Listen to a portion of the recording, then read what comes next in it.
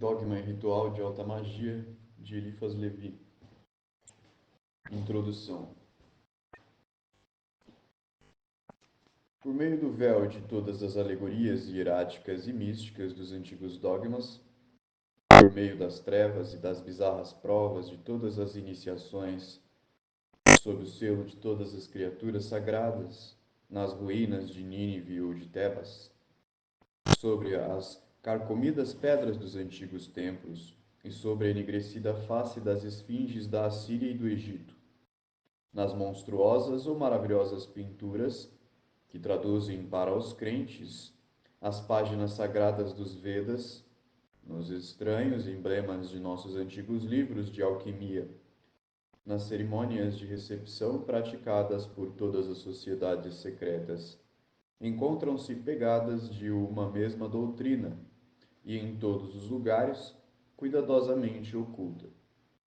A filosofia oculta parece, pois, ter sido a patrona ou a protetora de todas as religiões, a alavanca secreta de todas as forças intelectuais, a chave de todas as obscuridades divinas e a soberana absoluta da sociedade nas eras em que estava reservada exclusivamente à educação dos sacerdotes e dos reis. Reinara na Pérsia com os magos, que um dia pereceram, como perecem os senhores do mundo, por terem abusado de seu poder. Dotara a Índia das mais maravilhosas tradições e de um incrível fausto de poesia, e graça e de terror em seus emblemas. Civilizara a Grécia por meio dos cuidados da lira de Orfeu, ocultava os princípios de todas as ciências e de todos os progressos do espírito humano nos ousados cálculos de Pitágoras. A fábula estava repleta de seus milagres e a história, quando tratava de julgar esse poder desconhecido, se confundia com a fábula, derrubava ou sustentava os impérios por seus oráculos, fazia empalidecer os tiranos em seu trono, dominava todos os espíritos pela curiosidade ou pelo temor. Para essa ciência, dizia a multidão, nada é impossível. Manda nos elementos, conhece a linguagem dos astros e dirige a marcha das estrelas. A lua, por sua vez, despenca sangrando do céu, e os mortos se erguem de suas tumbas e articulam palavras fatais que o vento noturno faz repercutir. Senhora do amor ou do ódio, a ciência pode dar, sob seu capricho, aos corações humanos o paraíso ou o inferno. Dispõe a seu prazer de todas as formas e distribui como lhe apraz a fealdade ou a beleza. Transforma, por sua vez, com a varinha de Circe, os homens em animais e os animais em homens. Dispõe também da vida ou da morte e pode conferir ao seu adepto a riqueza pela transmutação dos metais e a imortalidade por sua quintessência e seu elixir composto de ouro e de luz. Eis aqui o que tinha sido a magia de Zoroastro, a Manés de Orfeu, a Apolônio de Tiana, quando o cristianismo positivo, triunfante, ao desfecho dos belos sonhos e das colossais aspirações da escola de Alexandria, ousou fulminar publicamente sua filosofia com seu anátema, reduzindo-a, por essa causa, a ser mais oculta e mais misteriosa do que nunca. Por outro lado, com respeito aos iniciados e aos adeptos, circulavam rumores estranhos e alarmantes. Esses homens, em todos os sítios, estavam cercados por uma influência letal. Matavam ou levavam à loucura aqueles que se deixavam arrastar por sua malíflua eloquência ou pelo prestígio de sua sabedoria. As mulheres que eles amavam se convertiam em estriges. Seus filhos desapareciam nas reuniões clandestinas noturnas e se falava, a voz baixa e tremendo, de orgias sangrentas e festins abomináveis. Nos subterrâneos dos templos antigos, haviam encontrado ossadas durante a noite, gritos de dor eram escutados, as colheitas fracassavam e os rebanhos se debilitavam quando o mago passava diante daquelas e desses. Enfermidades que desafiavam a arte da medicina faziam sua aparição no mundo, diziam, sob os olhares venenosos dos adeptos. Enfim, um brado universal de reprovação se eleva contra a magia, da qual o mero nome é um crime e o ódio do vulgo é formulado por esse decreto. Ao fogo, os magos, como se disseram alguns séculos antes, aos leões, os cristãos. As multidões somente conspiram contra os poderes reais. Não possuem a ciência do que é verdadeiro, mas sim o instinto do que é forte. Estava reservado ao século XVIII rir, ao mesmo tempo, dos cristãos e da magia, cobrindo de lama tanto as homílias de Jean-Jacques quanto as influências de Cagliostro.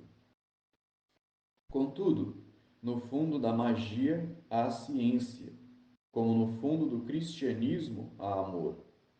E nos símbolos evangélicos vemos o Verbo encarnado, venerado em sua infância por três magos a quem uma estrela guia, o ternário e o signo do microcosmo. E recebendo deles o ouro, o incenso e a mirra, outro ternário misterioso sob cujo emblema estão encerrados alegoricamente os mais elevados segredos da Cabala. O cristianismo não devia odiar a magia, porém, a ignorância humana sempre teme o desconhecido. A ciência se viu obrigada a se ocultar para escapar às apaixonadas agressões de um amor cego. Envolveu-se em novos hieróglifos, dissimulou seus esforços e disfarçou suas esperanças. Então foi criado o jargão da alquimia, sempre enganoso para o vulgo ansioso por ouro, mas língua viva para os verdadeiros discípulos de Hermes. E, coisa singular, há nos livros sagrados dos cristãos obras que a Igreja infalível não tem a pretensão de compreender, nem se ocupou jamais em explicar.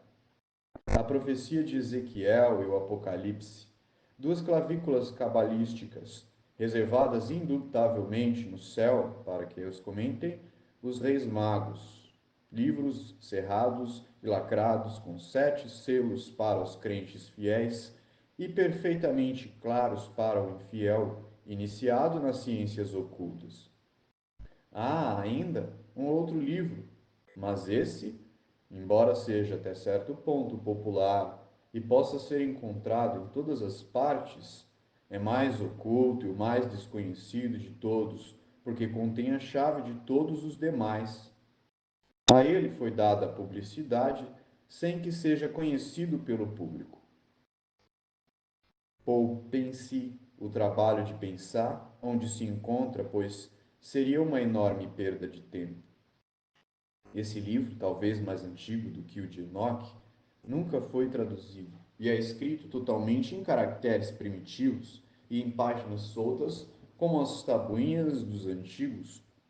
Um sábio destacado revelou sua existência, devendo-se observar que o que lhe chamou a atenção não foi precisamente o segredo, mas sim a antiguidade e seu singular conservação.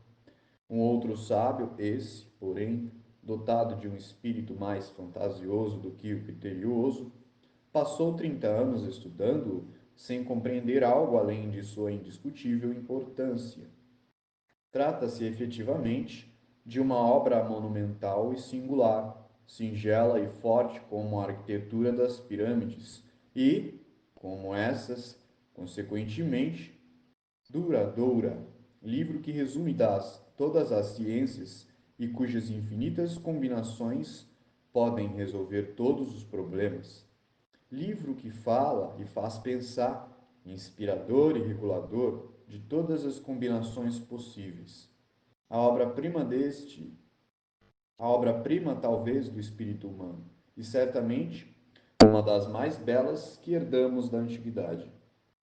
Clavícula, cujo nome não foi compreendido e explicado, senão pelo sábio Guilherme Postel, texto único cujos primeiros caracteres chegaram a extasiar o espírito religioso de Saint Martin e deram razão ao sublime e desafortunado Swedenborg.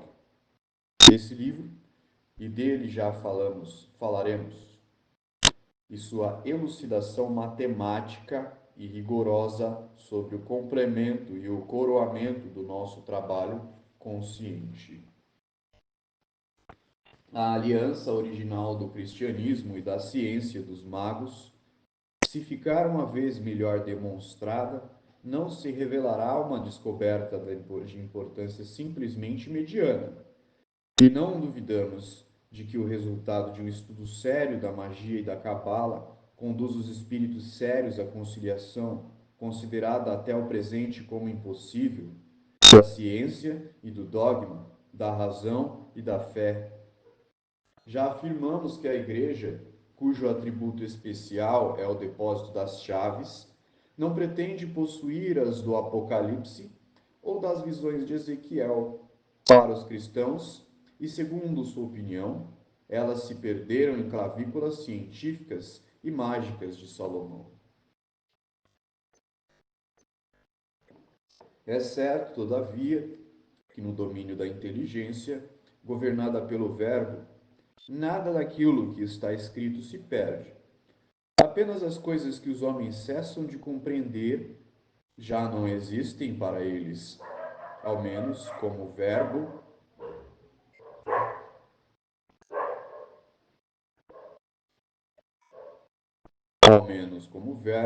tais coisas penetram, então, no domínio do enigma e do mistério. Por outro lado, a antipatia e mesmo a guerra aberta da Igreja oficial contra tudo que entra no domínio da magia, que é uma espécie de sacerdócio pessoal e emancipado, está submetida a causas tão necessárias e inerentes quanto as do sacerdócio cristão. A Igreja ignora o que é a magia, porque deve ignorá-lo totalmente, ou perecer, como demonstraremos mais tarde. Conhece a menos que seu misterioso fundador, o qual foi saudado em seu leito pelos três magos, ou seja, pelos embaixadores hieráticos das três partes do mundo conhecido e dos três mundos analógicos da filosofia oculta. Na escola de Alexandria, a magia e o cristianismo dão-se quase as mãos sob os auspícios de Amônio, Sacas e Platão. O dogma de Hermes se acha quase por inteiro nos escritos atribuídos a Dionísio, a Areopagita. Sinésio traça o plano de um tratado dos sonhos que devia ser comentado mais tarde por Cardan e composto de hinos que poderiam servir à liturgia da igreja de Swedenborg. Se pudesse uma igreja de iluminados ter uma liturgia, é também nessa época de abstenções ardentes e de logomaquias apaixonadas que se une o reinado filosófico de Juliano, chamado o apóstata, porque na juventude fizera profissão de fé no cristianismo contra a vontade. Todos sabem que Juliano teve a desgraça de ser um herói de Plutarco sem razão, e foi, se supomos, se pudermos assim expressá-lo, o Dom Quixote da cavalaria romana. Porém, o que todos não sabem é que Juliano era um iluminado e um iniciado de primeira ordem. Era um indivíduo que acreditava na unidade de Deus e no dogma universal da Trindade. Era uma palavra, um ser que somente admitia do mundo antigo seus magníficos símbolos e suas imagens muito graciosas. Juliano não era pagão, mas sim um gnóstico atulhado das alegorias do politeísmo grego e que, por desgraça, encontrava menos sonoridade no nome de Jesus Cristo do que no de Orfeu. Como o imperador pagou seus gastos de colégio como filósofo e como retórico, e depois de ter dado a si mesmo o prazer de expirar como Epaminondas com as frases de Catão, teve da opinião pública, já toda cristã, anátemas por oração fúnebre e um epíteto desonroso por derradeira celebridade. Passemos por alto as mediocridades do Baixo Império e cheguemos à Idade Média. Toma esse livro, lê a 7ª página e senta depois sobre o manto que eu vou estender e do qual usaremos uma das extremidades para tapar nossos olhos. Tua cabeça dá voltas, não é isso? E te parece como se a terra te faltasse aos pés? Conserva a firmeza e não olha, a vertigem cessa. Chegamos. Levanta e abre os olhos. Contudo, cuida para não fazer nenhum sinal e não pronunciar qualquer palavra cristã. Estamos em uma paisagem de Salvador Rosa. É um deserto que repousa após ter desencadeado sobre ele uma tormenta. A luta não resplandece no céu, mas não vês as estrelas oscilarem entre as moitas? Não escutas ao teu redor o revolutear de gigantescas aves que, ao passar, parece que murmuram palavras estranhas? Aproximemo-nos silenciosamente da encruzilhada. Uma trombeta rouca e fúnebre se deixa ouvir. Uma infinidade de tochas iluminam em todas as partes. Uma assembleia numerosa se congrega ao redor de um círculo que está vazio. Olham e aguardam. De repente, todos os presentes se prosternam e murmuram: Ei-lo, ei-lo, é ele!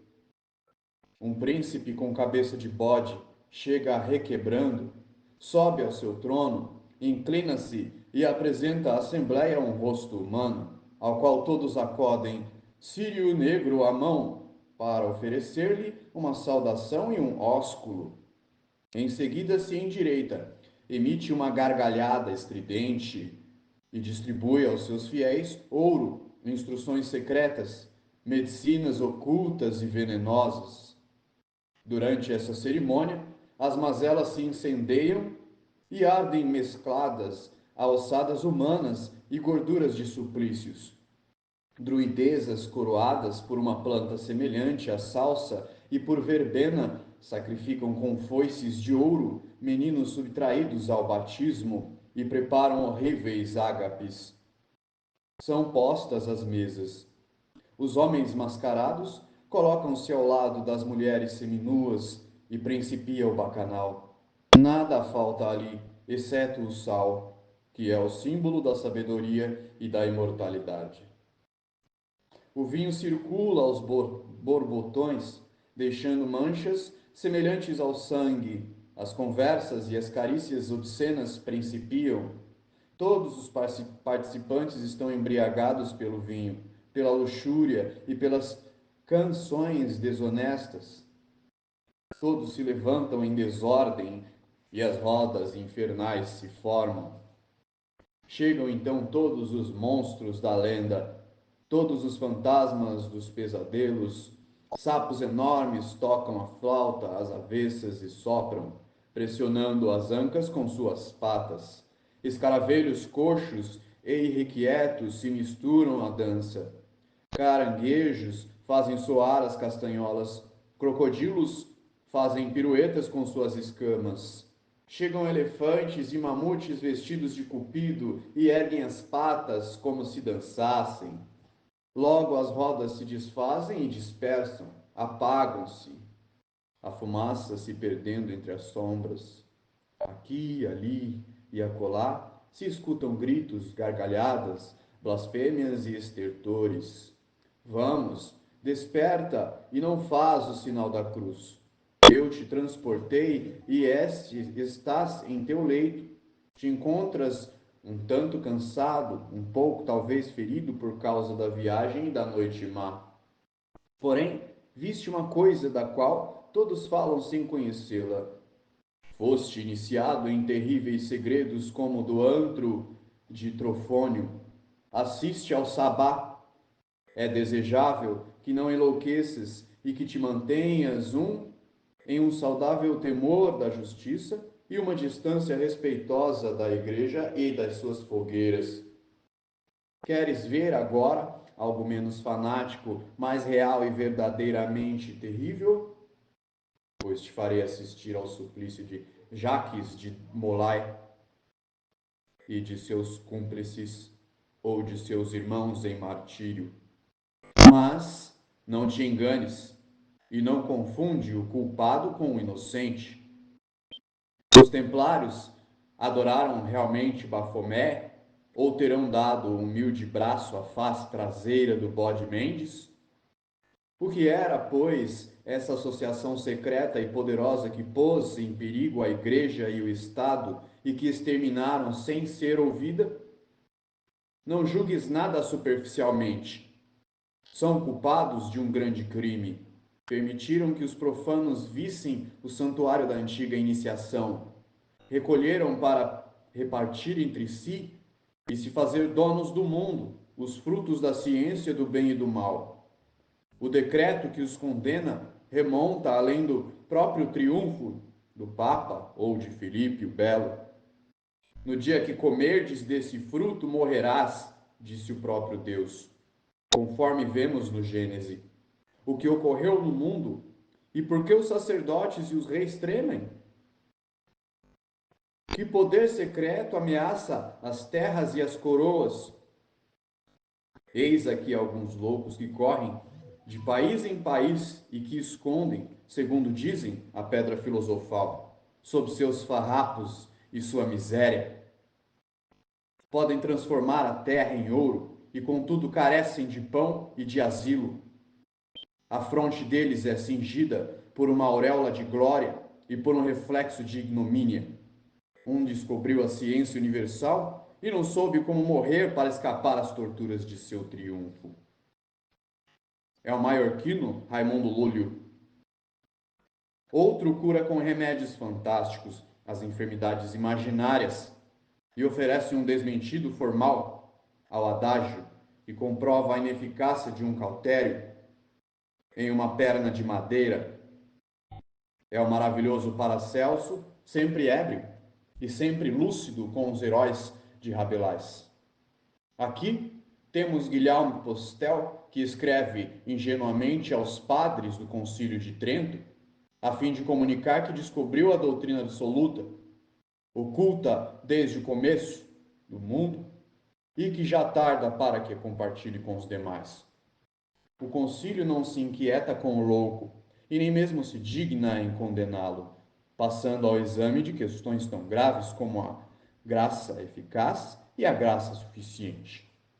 Aquele que vemos morrer, pobre e abandonado, é Cornélio Agripa, o menos mago de todos, e a quem o vulgo se obstina em considerar como o maior feiticeiro do mundo, porque era às vezes satírico e mistificador. Que segredo levaram todos esses homens às suas tumbas? Por que os admiramos sem havê-los conhecido? Por que foram condenados sem ser ouvidos? Por que são iniciados nessas terríveis ciências ocultas que atemorizam a igreja e a sociedade? Por que eles sabem que os outros homens ignoram? Por que eles dissimulam aquilo que todos anseiam saber? Por que estão investidos de um poder terrível e desconhecido? As ciências ocultas, a magia. Eis aqui duas expressões que dizem tudo e que ainda podem fazer-nos pensar mais. De hominem re sibili et quibus damnalis. E que é, portanto, a magia? Qual era o poder desses homens tão perseguidos e tão intratáveis? Por que, se eram tão fortes, não venceram seus inimigos? Por que, se tão insensatos e tão débeis, se lhe dispensava a honra de temê-los? Existe uma magia, existe verdadeiramente uma ciência oculta, que seja certamente um poder e que opere prodígios, capazes de competir com os milagres das religiões autorizadas? A essas perguntas principais responderemos com uma palavra e com um livro. O livro será a justificação da palavra. E essa palavra é: sim, existiu e existe uma magia poderosa e real. Sim, tudo quanto as lendas dizem é certo. Aqui, única e contrariamente ao que acontece em geral, os exageros populares não se achavam apenas de lado, mas bem sob a verdade. Sim, existe um segredo formidável, cuja revelação já transtornou o mundo, como testemunham as tradições do Egito, resumidas simbolicamente por Moisés no começo do Gênesis.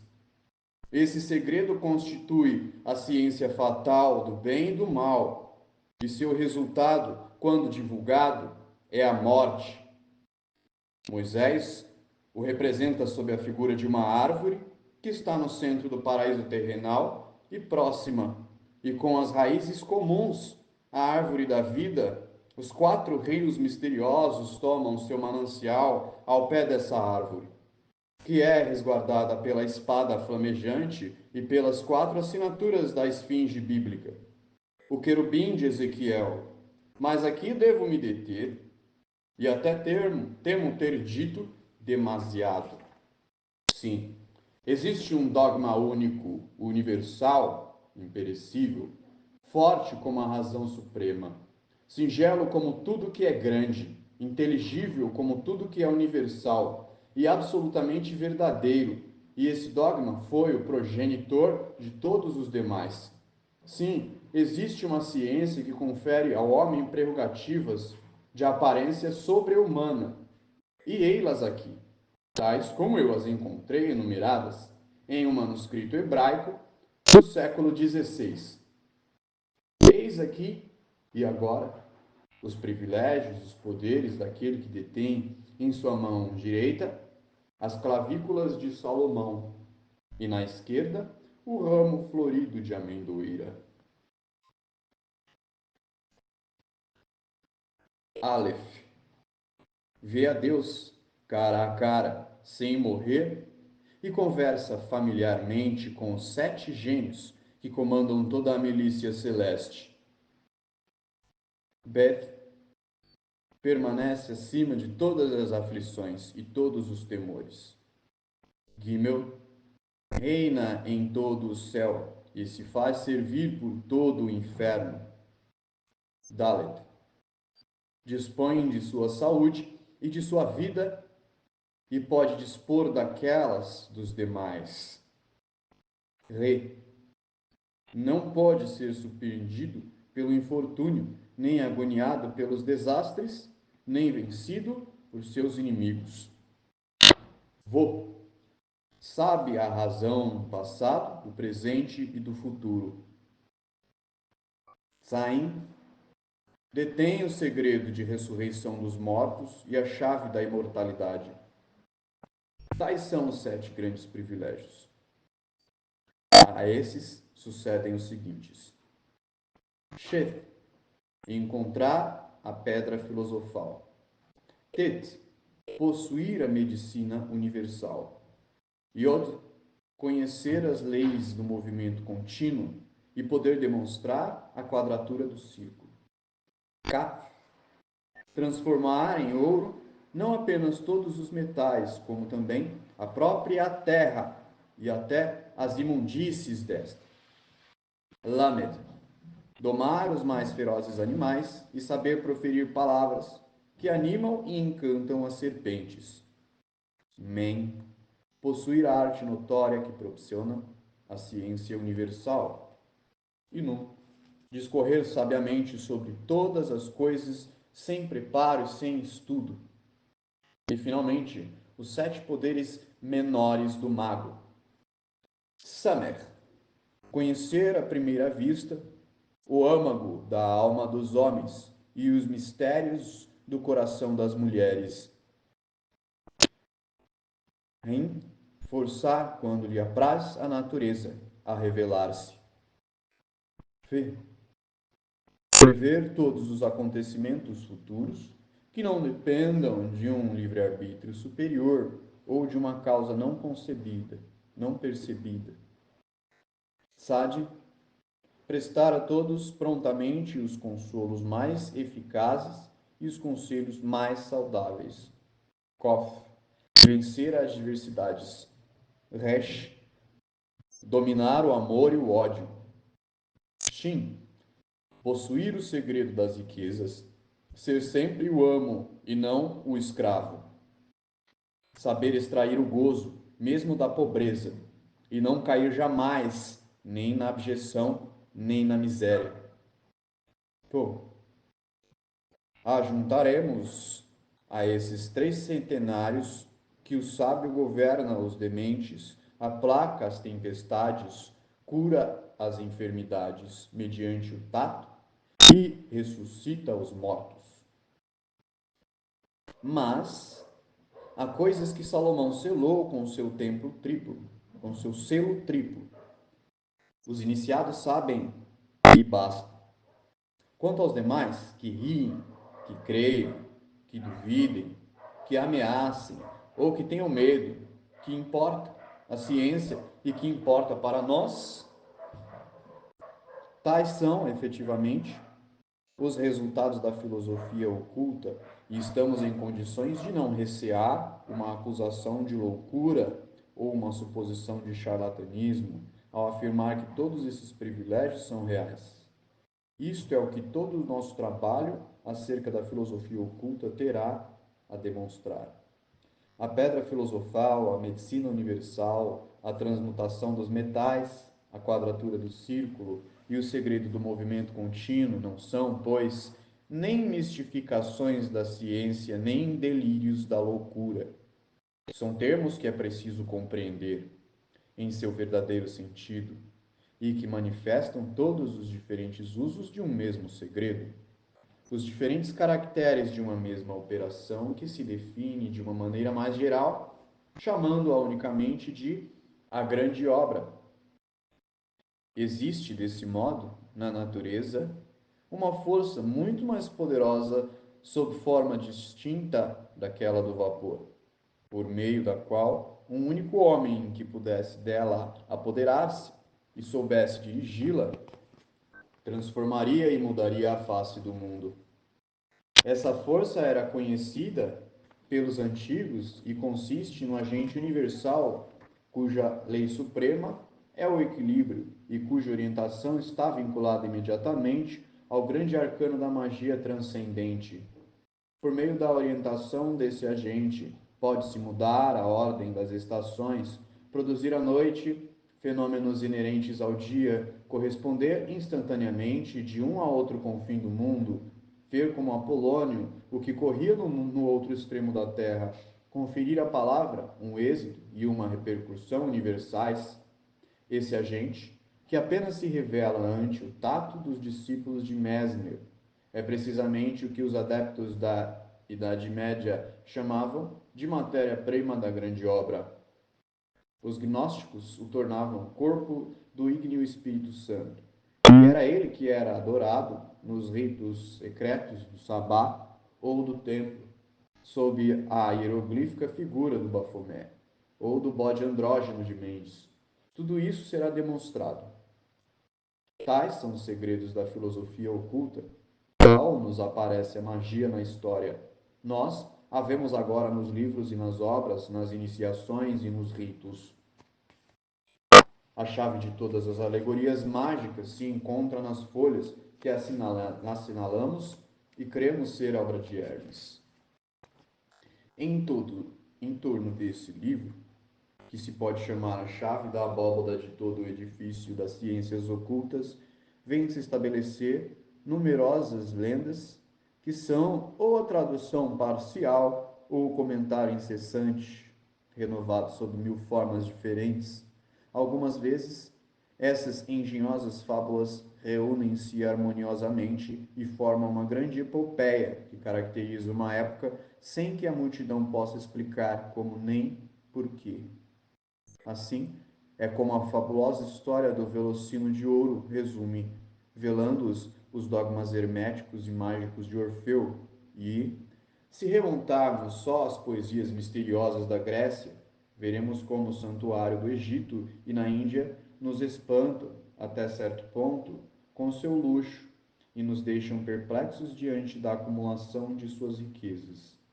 Demoramos, mas chegamos a Tebaída, essa assombrosa síntese de todo o dogma presente, passado e futuro.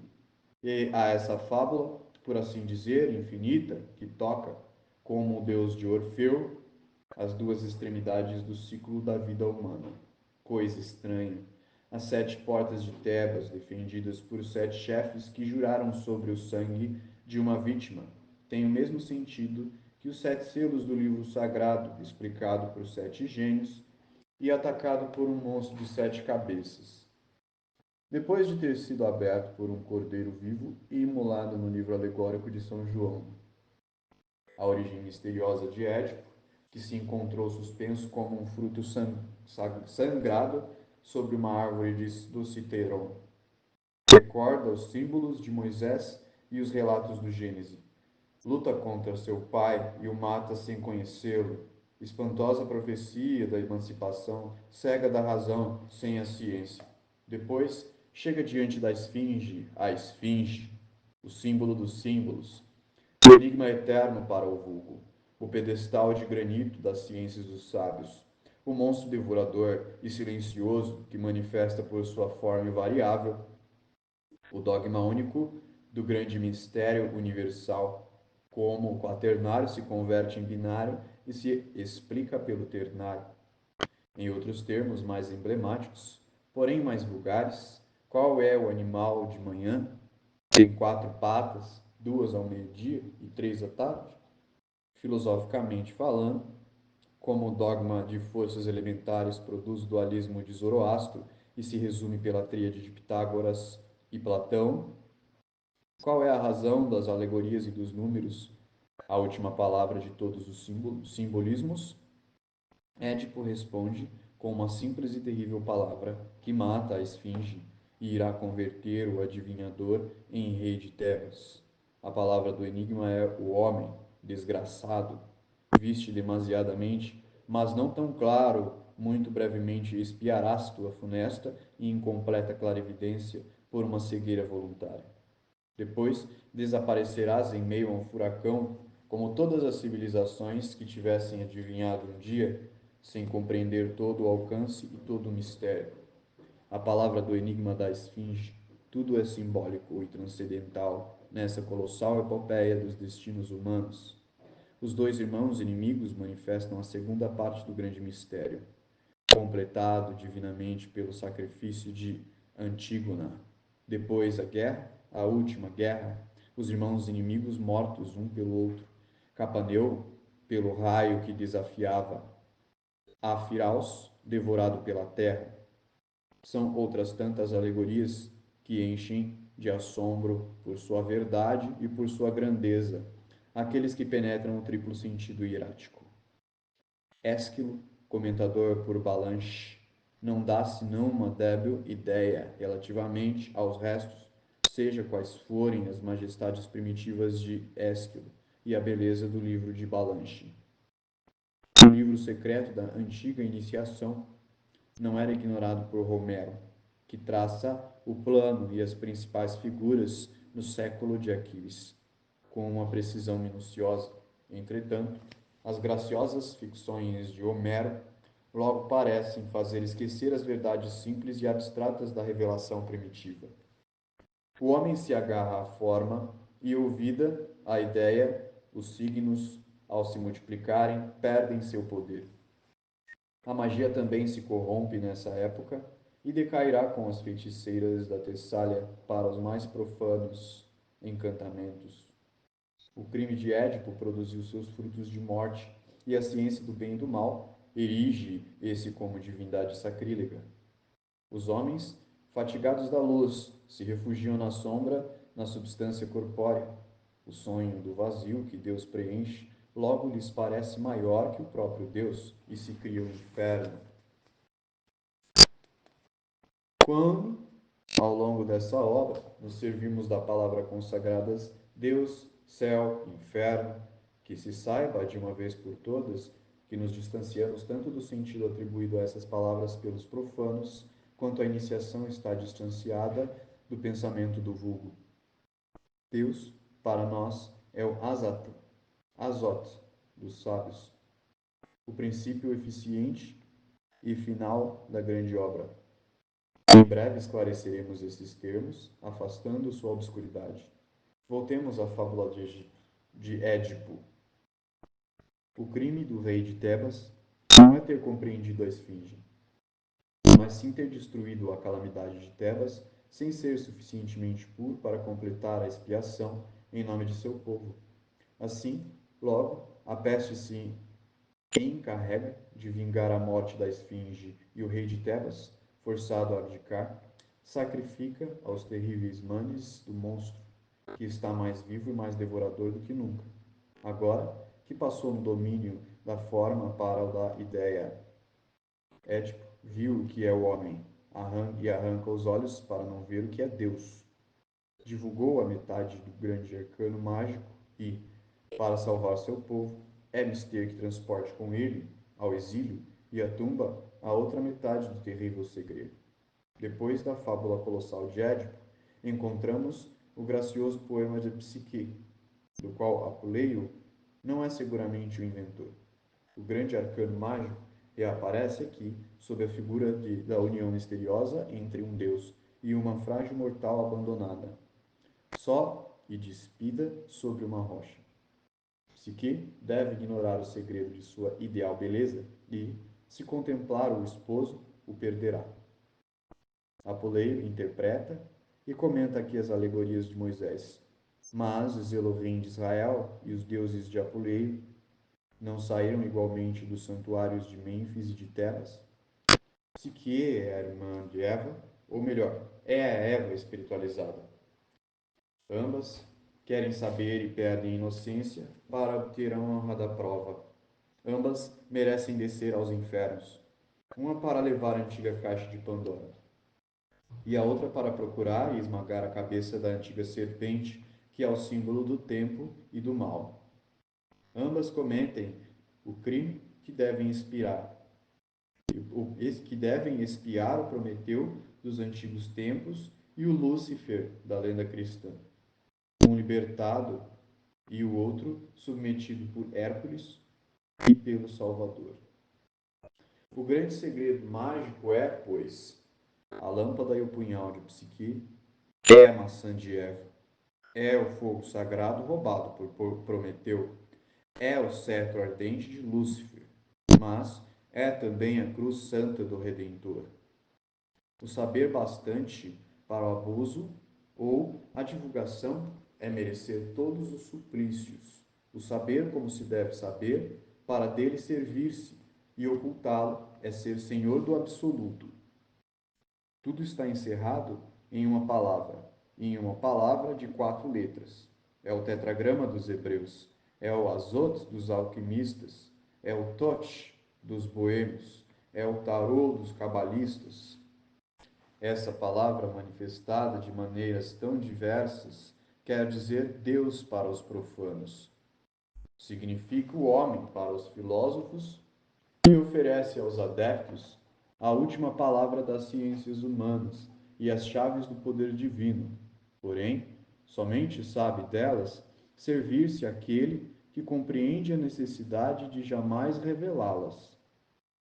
Se Édipo, em lugar de levar a esfinge à morte, a tivesse domado e atrelado a seu carro para entrar em Tebas, teria sido rei sem incenso, sem calamidades e sem exílio. Se Psique tivesse a força de submissões e carícias conseguido que o amor se revelasse a si mesmo, não o teria perdido. O amor é uma das imagens mitológicas do grande segredo e do grande agente, porque manifesta simultaneamente uma ação e uma paixão, um vazio e uma plenitude, uma flecha e uma ferida. Os iniciados devem compreender-me, e no que diz respeito aos profanos, não se pode dizer demasiado. Depois do maravilhoso asno de ouro de Apuleio, não encontramos mais epopeias mágicas. A ciência derrotada em Alexandria pelo fanatismo dos assírios de Hipátia se faz cristã, ou melhor, se oculta sob os véus cristãos de Amônio, Sinésio, e o pseudo-autor dos livros de Dionísio, o Areopagita. Nesse tempo, era preciso fazer-se perdoar os milagres pelas aparências da superstição e a ciência por uma linguagem inteligível. A escrita hieroglífica foi ressuscitado e foram inventados os pentáculos e os caracteres que sintetizavam toda a doutrina em um signo, toda uma série de tendências e revelações em uma palavra. Qual era a meta dos aspirantes à ciência? Buscavam o segredo da grande obra, ou da pedra filosofal, ou o movimento contínuo, ou a quadratura do círculo, ou a medicina universal.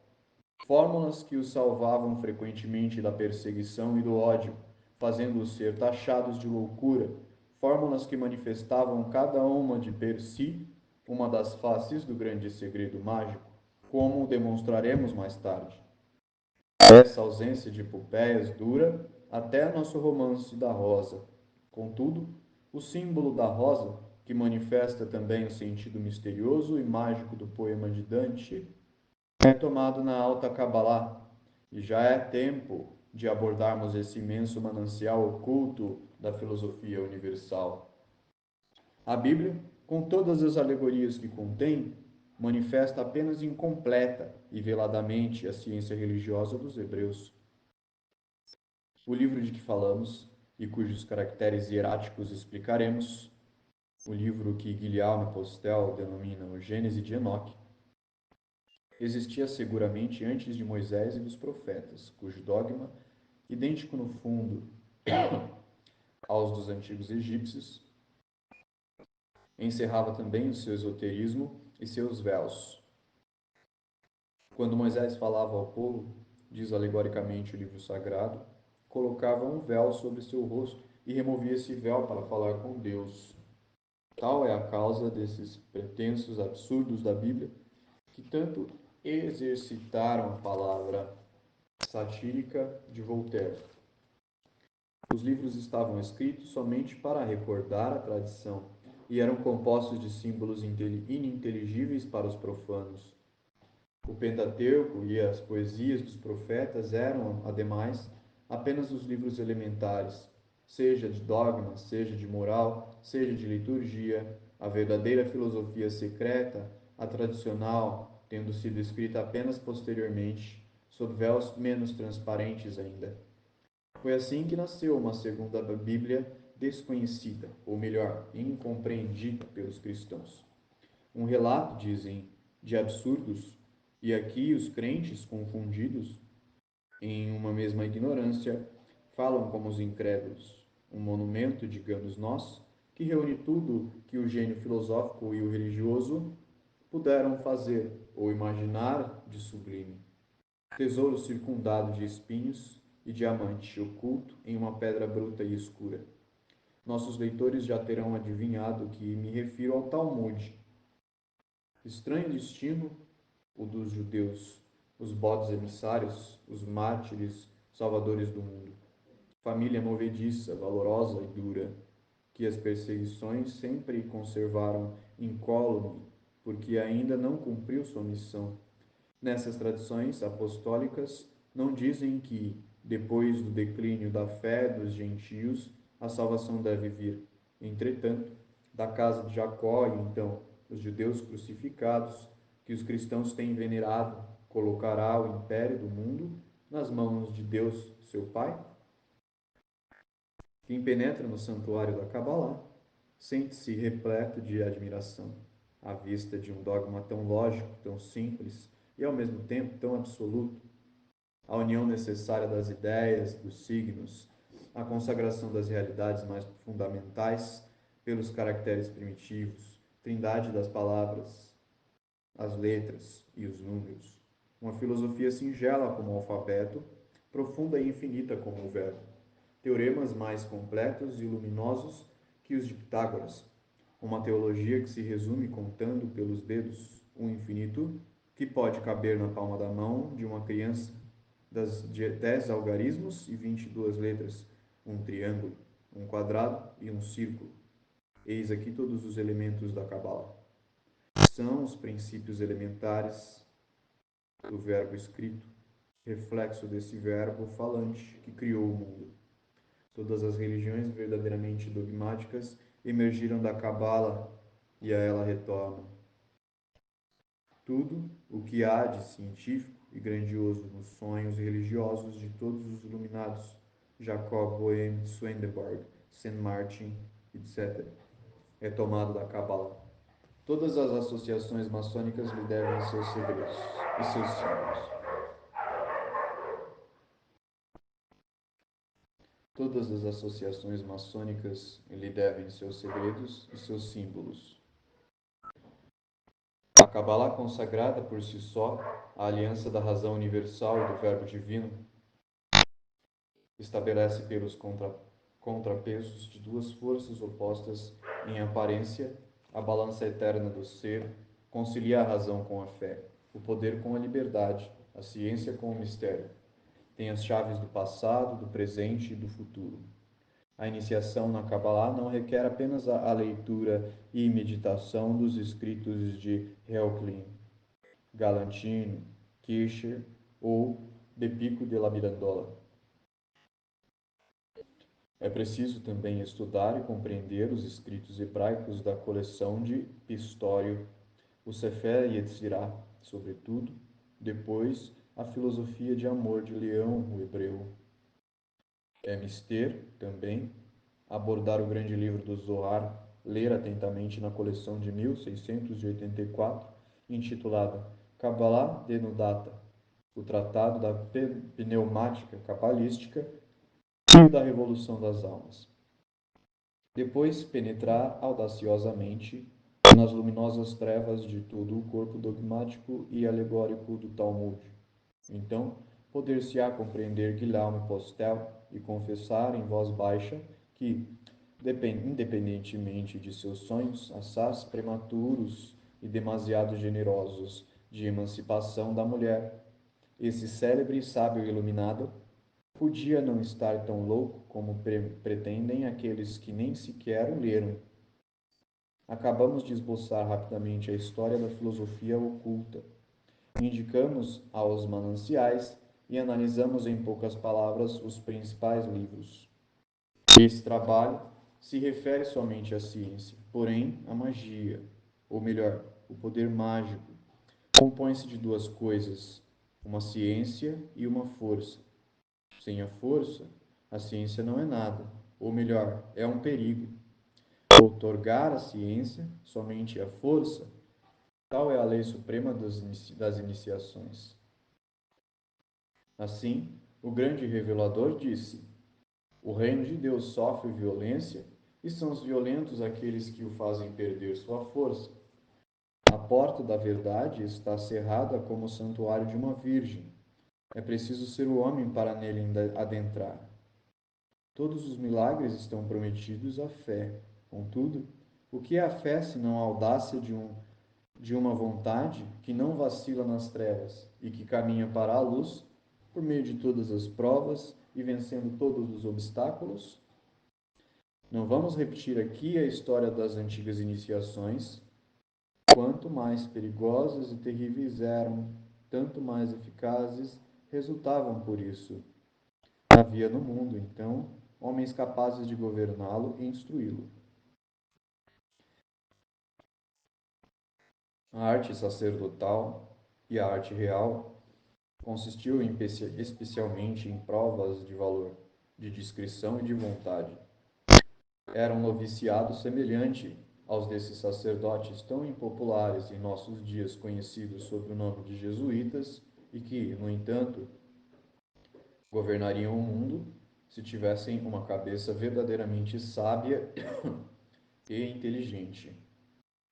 Após ter passado nossa vida na investigação do absoluto, em religião, em ciência e em justiça, após ter dado voltas no círculo de Fausto, chegamos ao primeiro dogma e ao primeiro livro da humanidade. Ali nos detivemos. Ali encontramos o segredo da onipotência humana e do progresso indefinido. a chave de todos os simbolismos, o primeiro e o último de todos os dogmas. E entendemos também o que quer dizer essa expressão tão frequentemente repetida no Evangelho, o reino de Deus. Conceder um ponto fixo para o apoio à atividade humana é resolver o problema de Arquimedes, realizando o emprego de sua famosa alavanca. Isso é o que fizeram esses grandes iniciadores, que sacudiram o mundo, só podendo fazê-lo mediante o grande e incomunicável segredo. Para a garantia, por outro lado, de sua nova juventude, a fênix simbólica jamais reaparece aos olhos do mundo, sem haver consumido os despojos e as provas de sua vida anterior. Assim é como Moisés, que fez morrer no deserto todos aqueles que puderam conhecer o Egito e seus mistérios. Assim é também como São Paulo, em Éfeso, que queimou todos os livros que tratavam das ciências ocultas. É assim, finalmente, também como a Revolução Francesa, filha do Grande Oriente Johannita e da cinza dos Templários, que saqueiam suas igrejas e blasfema diante das alegorias do culto divino. Contudo, todos os dogmas e todos os renascimentos proscrevem a magia e entregam seus mistérios ao fogo ou ao esquecimento. É que todo culto ou toda filosofia que vem ao mundo é um Benjamin da humanidade, o qual só pode viver causando a morte de sua mãe. É que a serpente simbólica gira sempre devorando a própria cauda. É que há necessidade por razão do ser que em toda a plenitude haja um vazio, em toda a magnitude um espaço, em toda afirmação uma negação. É a realização eterna da alegoria da fênix. Dois ilustres sábios me precederam pela via por onde caminho, mas passaram, por assim dizer, a noite em branco e por conseguinte as escuras. Refiro-me a Volney e Dupuis, e a esses últimos especialmente, cuja imensa erudição foi capaz de gerar, tão somente, uma obra negativa. Na origem de todos os cultos, viu apenas a astronomia, tomando assim o céu simbólico pelo dogma e o calendário pela lenda. Um único conhecimento lhe faltou, o da verdadeira magia, que encerra os segredos da Cabala. Depois, passou pelos antigos santuários como o profeta Ezequiel pela planície coberta de ossadas e percebeu somente a morte por desconhecer a palavra que reúne a virtude dos quatro ventos do céu e que pôde produzir um povo vivo a partir de todas essas ossadas, gritando ante os antigos símbolos: levantai, revesti uma nova forma e caminhai. O que ninguém, pois, pôde ou ousou fazer antes de nós, ensejou que se tenha chegado a um tempo no qual tratemos nós de fazê-lo. Queremos, como Juliano, reedificar o templo e não queremos produzir com isso um desmentido e a uma sabedoria que veneramos e que o próprio Juliano teria sido digno de a venerar se os doutores rancorosos e fanáticos de seu tempo lhe tivessem permitido compreender. O templo, para nós, tem duas colunas, e sobre uma delas o cristianismo escreveu seu nome. Não nos empenhamos em atacar o cristianismo. Pelo contrário, longe disso. O que queremos é explicá-lo e cumpri-lo. A inteligência e a vontade exerceram alternativamente o poder no mundo. A religião e a filosofia, entretanto, se combatem atualmente e devem concluir por um acordo. O cristianismo teve como finalidade provisória estabelecer pela obediência e a fé uma igualdade sobrenatural ou religiosa entre os homens, e imobilizar a inteligência pela fé, a fim de dar um ponto de apoio à virtude que destruíra a aristocracia da ciência, ou melhor, substituir essa aristocracia já destruída. A filosofia, pelo contrário, trabalhou para fazer os homens retomarem pela liberdade e a razão a desigualdade natural e para substituir, fundando o reino da indústria, o savoir-faire pela virtude. Nenhuma dessas duas ações foi completa e suficiente. Nenhuma conduziu os homens à perfeição e à felicidade. O que agora se sonha sem audácia de quase esperá-lo é a aliança entre essas duas forças, durante muito tempo consideradas como antagônicas. E o desejo de tal aliança é racionalmente justificável, porque as duas grandes potências da alma não são opostas entre si, como o sexo do homem não é oposto ao da mulher. Não há dúvida que são diferentes, porém, são disposições contrárias em aparência. Unicamente procedem de sua aptidão para se encontrar e se unir. Trata-se, pois, nada menos do que de uma solução universal para todos os problemas. Sem dúvida, visto que se trata de explicar a pedra filosofal, o movimento contínuo, a quadratura do círculo, o segredo da grande obra e da medicina universal, seremos alvo de escárnio e tidos como insanos, como o divino Paracelso, ou tidos como charlatões, como o grande e infeliz Cornélio Agripa. Se a fogueira de Urbain Grandier está apagada, restam as proscrições surdas do silêncio ou da calúnia. Nós não as desafiamos, mas nos resignamos. Não buscamos publicar essa obra e cremos que chegou o tempo de falar. Ela teria se produzido por si mesma, por nós ou por outro qualquer. Permaneceremos tranquilos na espera do que suceda. Essa obra é composta de duas partes. Na primeira parte, estabelecemos o dogma cabalístico e mágico em todas as suas manifestações. A segunda parte é consagrada ao culto, ou seja, à magia cerimonial. A primeira é o que os antigos sábios chamam de clavícula.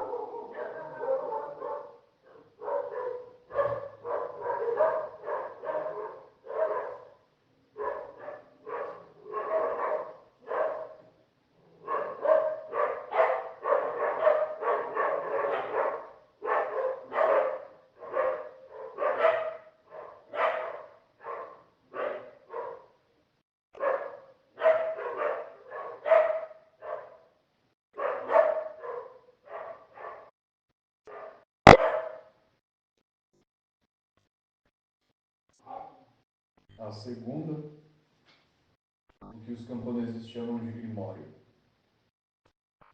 O número e o objeto dos capítulos que mantêm correspondência nas duas partes nada tem de arbitrário e se achavam perfeitamente indicados na grande clavícula universal, da qual damos, pela primeira vez, uma explicação completa e satisfatória.